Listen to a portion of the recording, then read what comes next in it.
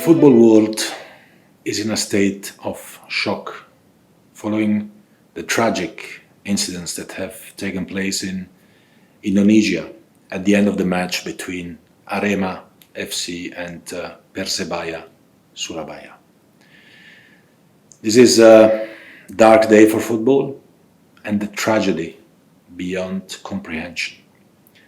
I extend my deepest condolences to the families and friends of the victims who lost their lives following these tragic incidents.